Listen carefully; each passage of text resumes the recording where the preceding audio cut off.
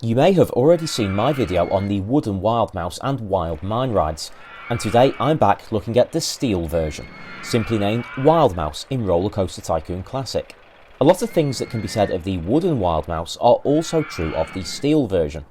They are cheap compared to most other coasters. Steep chain lift hills and tight corners enable really compact designs, and they return high stats. Although, while the wooden Wild Mouse has a separate ride, the wooden Wild Mine, for its mine train cars, the Wild Mouse offers a choice of mouse or mine cars in the ride settings. The Wild Mouse is effectively a modern version of the wooden Wild Mouse. I've built mouse towers from the wooden Wild Mouse build menu and then replicated this with a steel version next to it to highlight the differences and similarities. First off, while the track is identical, we have significantly less supports. The first operational difference is the cars. The same length station only gets me 8 Wild Mouse cars, where I got 9 wooden version cars.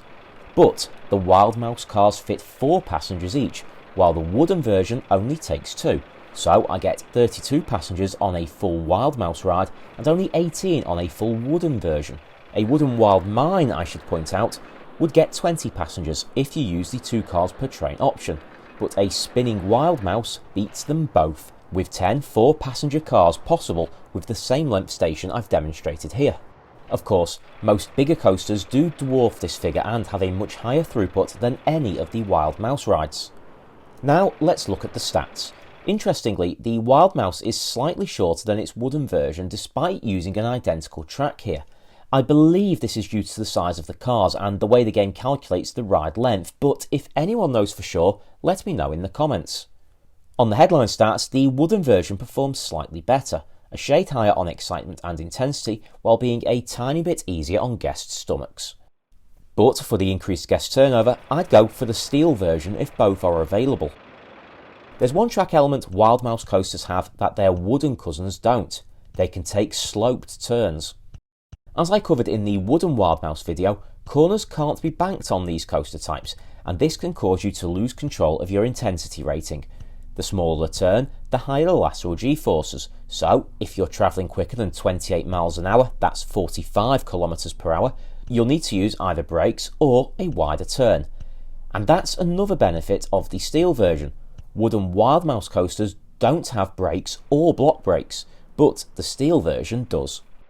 Cost-wise, the steel version is slightly more expensive than the wooden Wild Mouse, but still a lot cheaper to build than the bigger coasters in the game.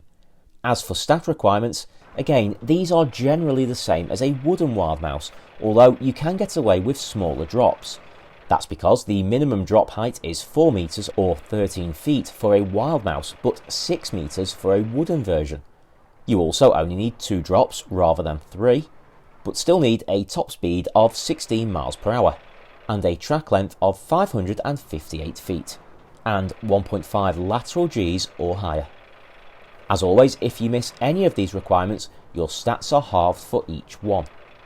Finally, I've not yet covered the spinning Wild Mouse. Stay tuned for that video soon, or if you're watching this more than a couple of weeks after I publish the video, hopefully I've remembered to come back and add a link for you. So let's look at the Wild Mouse coasters already in the game.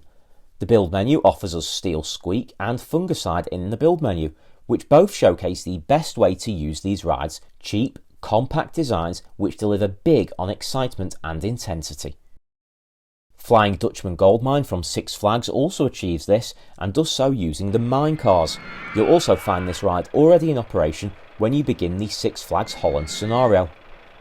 In the Volcania scenario, there is a partially built Wild Mouse you need to complete, although the existing tracks dictate that you won't be able to make this one too compact.